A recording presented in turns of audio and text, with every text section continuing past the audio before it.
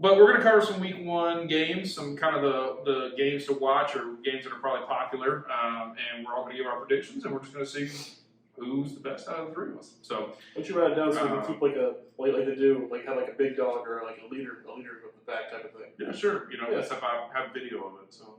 Well, I know, but I don't need to write it down, but I'll score. I got you. I got what you're saying. All right, so let's start Thursday night. This is just for our boy right here who's a graduate of the Citadel. Citadel at number 22 Coastal. Coastal's going to win. Yeah, Coastal. Hands down. Yeah, Coastal. Hands down. So, not even going to be close. What's the line on that? Probably double digits. There's probably not even a line. No, double digit. Well, with them being a top 25, they might. They'll put a line on it, I would imagine. There's not currently a line on it. Okay. There, I would say it's you like. can get it from Odds Shark or something like that. I'd say like. Coastal is a 93. Coastal's a 97.4 favorite. It's going to be like a 23 point. Yeah, there is not a line actually. Yeah. So, second game that I thought might be a little interesting. This one just seems to be kind of a close matchup, I think, but a good game in Orlando, Florida. Boise State at UCF. I'm going UCF. Ooh. UCF is favored by 5. Ooh. For it being a home game, I'm going UCF. I'm going to go Boise State. Did you have Boise State? No, I don't have Boise State. Both got Boise State. Yeah. Ooh, that is a tough one though. I mean, listen, this is the first of the Gus Malzahn era at UCF, which I think everybody's really excited about Gus Malzahn. But just personally, Boise State has had a lot of success going to Florida in their first games on the road and beating. I mean, they beat a ranked top 25 Florida State a couple years ago on the road there.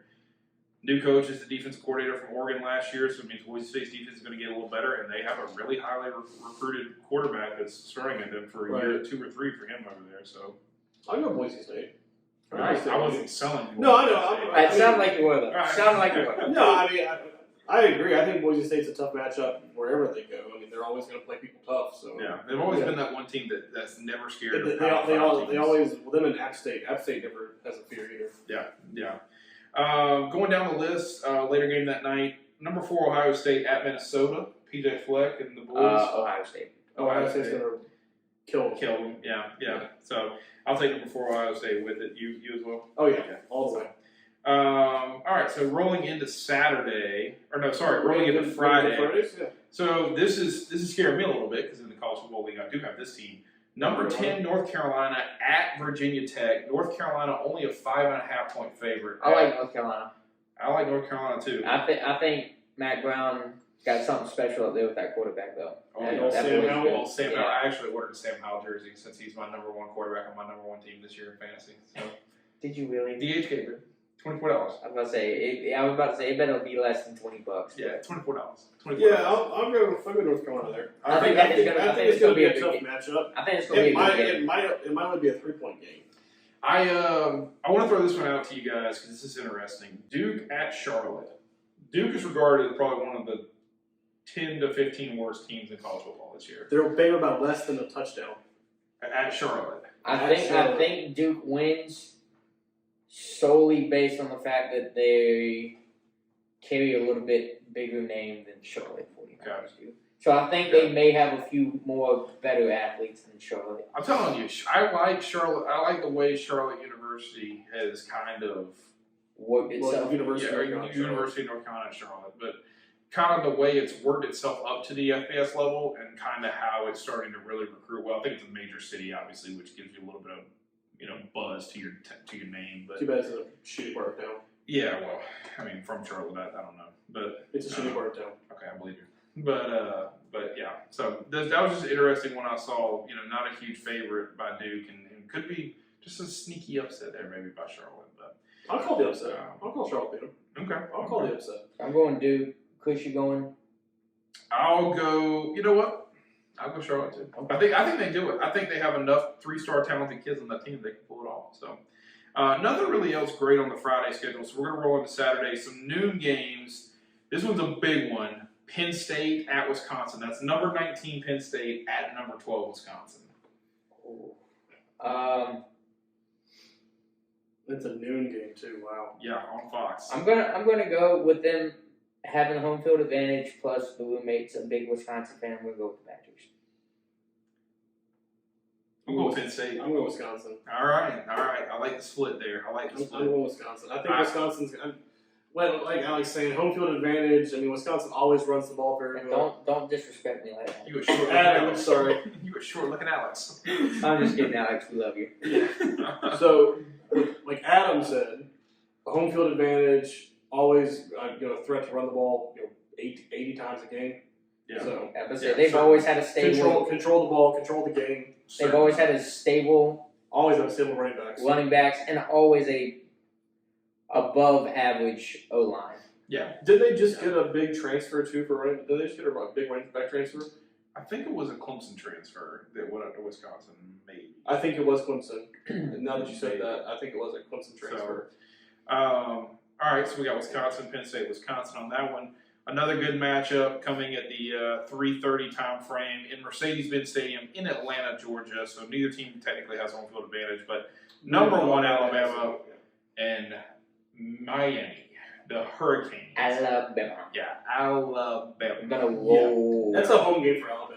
Alabama spends too much time there. It's a home game. Roll the Canes. Miami ranked 14. A lot of kids coming back, quarterbacks, the whole nine. But then they lose like their top 2 edge rushers last year. Yeah, they did. So I think For me personally, because I grew up a little bit of a Texas fan. Everybody knows that. Everybody that knows me knows that. Manny Diaz was the defensive coordinator there. I have no faith in him riding the ship in Miami and making this a successful program. Just got to be totally honest. Plus, T-Rob can screw off. So yeah. All right, another great matchup at 3:30 as well, though, in Iowa. Number 17 Indiana at number 18 Iowa. I'm going Indiana. I think it's going to be a close game. I think Indiana's going to win by 3. Okay. I think Indiana wins. I'm going Iowa. I am fading Indiana. I am not on the Indiana train this year. They had a good season last year. I think they were able to stay COVID-less in a COVID world last year during college football. I just don't think. I think that helped them out a lot. Like you're saying, they were able to stay out of that one, stay healthy in the fact that they could keep players out of COVID protocol. Yeah. Iowa again has always had a big line, both sides of the ball. Again, I was only favored by 3.5. Yeah, I think it's a toss. I do think it's a toss-up, and I think it's going to come down to a game of defense and maybe a turnover here and there. Yeah. But I'm going to go with Iowa. All right, I like it. Alabama, by the way, is a 19.5-point favorite. Of course they are. Oh my gosh. Of course they are.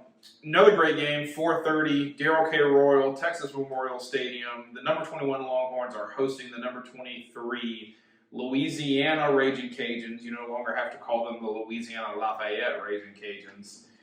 Billy Napier versus Steve Sarkisian. So I think Sarkisian gets the win in this first game. Yeah, I'm going to take Texas.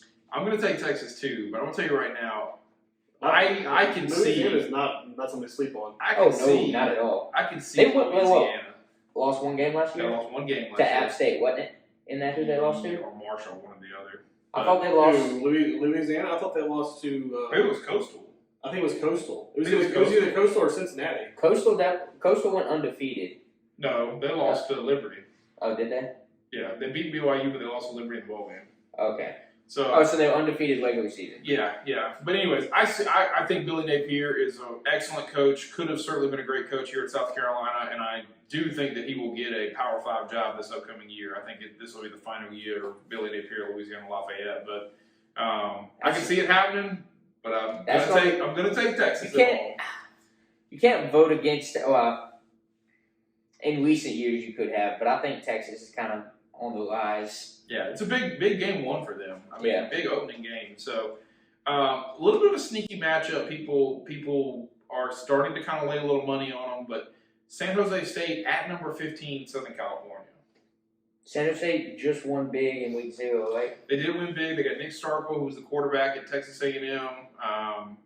Came transferred over, had a great season last year. They went undefeated except for their bowl game. I think they did lose their bowl game, but Southern California they had 8 in the nation. Yeah, Southern California was at no point ever in the last 5 years living up to their expectations. But here they are again, ranked 15th. Like you're saying, sneaky upset. I'm going San Jose State. All right, I like it.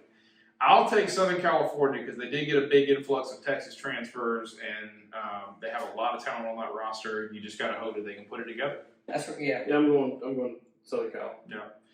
Because I have Southern Cal too. Of course you do. We'll save that one because that's the game of the night. You got to do South Carolina. Sure. As a South Carolina fan, we'll do I South think Carolina. we're all going South Carolina. Yeah, there's no reason to do that. We're also going South Carolina. Okay, well here's the better question. Do you take them for the 42.5? No, absolutely not. There's no way they win by 42.5. No. They never won that big. I don't know if we can put up 42 points this year. I think they probably can. Is that like Tom Brady's not going to throw for more than 300 yards for the entire season? Yes. Yes, exactly. It's more likely that Tom Brady throws for more than 300 yards and South Carolina puts up 42 points in a game this year. So I do like this one. 8:30 on the West Coast. Number 16 LSU at UCLA. UCLA not currently ranked in the top 25. They're probably, from what I see, They're teetering. Yeah, they're in the. They were like 26, 27. They're 26, 27. They're definitely no more than 30. It's only a 4 or 3 point line right now. But number 16 LSU at UCLA. I'm gonna go LSU, and that might just be conference bias, but I think LSU's. I want to see UCLA stop LSU. Like, I want to see UCLA defensively prove it to me that you can stop a team like LSU. So I'm going to take LSU. Yeah, I think LSU's got more talent. It's just going to be a matter of if they can put that talent on the field and if they can, cohesively put it together. Yeah. Because didn't they lose one of their quarterbacks to a transfer, and then one of them got hurt? The white guy got hurt this year. Yes. The black guy that beat us got transferred, right? Yeah, he's at Kentucky now, I think, or Auburn, one or the other. Okay. I think he's in Kentucky, but TJ Finley was his name. But yeah, the one Max Johnson. That's the kid who broke his arm. Yeah. But TJ Finley's the one that was like a 3-star recruit. He came in against us and was like a friggin' 18-star. Looked like a Heisman winner. Looked like a young Cam Newton out there. So we made Matt Corral look like a Heisman Trophy winner too. That's also true. All right. Game of the week, obviously. College game days in Charlotte, 7:30. Number 3 Clemson. Number 5 Georgia. Who you got? So for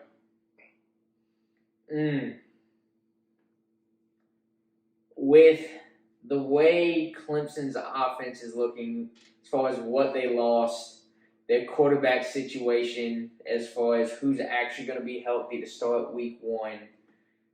I think their receiver core is down a little bit, but I think they are also returning a lot on the defensive side of the ball. On the defensive line, they are. Yeah. Their linebackers and corners got hurt. Well, their number 1 corner transferred to Georgia. So, I think... Well, and the other one went to the draft. Yeah. This is tough. I'm going to say Clemson. And it also helps that I am going to be playing Clemson in our fantasy league. But I think they have a chance. Well, of course they have a chance, but God, it really is a toss. I think it's going to be another defensive heavy game. It's going to be who can get a key stop here or there, and I think a field position battle between punters is going to also help. Yeah. Change the tide of this game. Special teams. Yeah. See, my only problem with that is I think Chris would attest to this too, is old burnt vegetables over there doesn't really produce well against highly rated offensive teams. Yeah. His numbers in the postseason are actually against teams that actually can play. Yeah. I'm not saying that other teams they play don't play, but I mean they clearly don't have the talent that a Georgia has or Clemson or Florida, Alabama. Some of the teams they play don't have that talent level. Yes. But Clemson, Brent Venables does. I mean, he does try to scheme for everybody that he plays, but Georgia's got a massive offensive line. Georgia has a massive defensive line. What was it? They averaged. What was it 2 years ago? Maybe that they averaged all over 6'5" and like 325. 320 pounds. Yeah. I mean, they have a massive offensive line, and Clemson does have a very good front four, but I don't know if they can match up to the offensive line that Georgia has. They have the speed to get around it, but that can only take you so far because you can't bull rush like that the whole time. Yeah. Okay.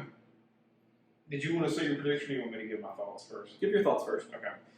I'm interested to see, because here's the thing about this. Clemson, whether you like it or not, has lost basically everything on offense. Your top wide receivers, your top running back, your top quarterback. Well, they have Justin Ross coming back. Congratulations. He's a name, but he's got to prove it. You know what I mean? He's coming back off of a broken neck too. Yeah. So, but Adams' point is great. Clemson's defense is pretty much, especially the defensive line, is pretty much all returned, right? You have lost a little bit. I think they returned granted, this was talking with Joe, They but I think ran it's the like starters. 7 or 8 of the 11 they returned. Yeah. Most of it is what they On lost the in the secondary. Yeah. You look over on the Georgia side, you got all of those running backs back. You got almost all of your offensive line back. You got the tight end. Daniels. Yeah, you got JT Daniels, who's probably going to be the best quarterback in the SEC this year. You got all your receivers back. So for Georgia, you return all this offense. Same thing on the defensive side that Clemson has on the offensive side. You lost everything. You've lost pretty much everything, and you've got to be able. But to they, like you're saying, they did have the big transfer in the big corner from Clemson to Georgia. Yeah, and most of it is because Georgia lost their secondary to the draft. So, for me, Brett Venables I 100% agree with everything you said. But Brett Venables actually schemes well versus teams that are run heavy, that are I formation, under center, Power football. multiple tight ends, power football, run heavy. He's not going to see another offensive line like Georgia's, and I think if Georgia, obviously gets into week 1 healthy, this is a big thing for them. They got anybody suspended? Do we know? No. They should. No, Clemson should. Clemson should. But I'll say this. I will go Georgia because I have more faith in JT Daniels stepping up in the moment than I do DJ Ukulele or Ukulele, whatever you say his name. DJ Ukulele, stepping up in the moment. He's got offensively, he's got to have rhythm. He's got to have chemistry. He's got to have experience with these people. He's not proven. And JT Daniels has that from last season. That's going to give them just a little bit of an advantage on the offense. Yeah, on the offensive side. So I think Georgia squeaks out a really, really tight, awesome game. Yeah, I don't think this is going to be a blowout by any means. It's not going to be like what Ohio State did to them last year. This might be a toss-up for game of the year. Yeah, I mean, it really could be. It really could be. This could also turn around. It's the best matchup of because they're playing now. This could be a playoff matchup later. Yeah, it's not out of the question. Potentially, it depends on what Georgia does. If Georgia loses, because who do they have to play? Nobody. Clemson, nobody. The rest of the ACC. I know Clemson doesn't, but I'm talking about Georgia. The rest of the ACC. The rest of the SEC. Yeah, but you're talking. But do they play Alabama? They don't play Alabama. They don't play A&M. So they have to go through Florida. They have to go through Auburn. They have to go through those people. So I mean, they're playing. Of course, South Carolina, Kentucky, Tennessee, Georgia Tech, Vandy. Missouri. Yeah. So who's their other West opponent other than Auburn? They have a permanent rivalry with Auburn. Who's the other one though? Is there 2 of them? I don't know. Maybe I'll let you. Doesn't matter. Focus on this game. Focus on this matchup. But yes, okay. Again, I'm still going Clemson. You're going Clemson. I'm going Georgia. I'm going Georgia. All right. So you got 2 to 3, and that is your week 1 matchups brought to you by Beer Bag and Bros Game Day version. Yeah. So no sponsors yet, but we're still open to it. So who's got the Bulldog here? Where's it? Who's got the Bulldog head?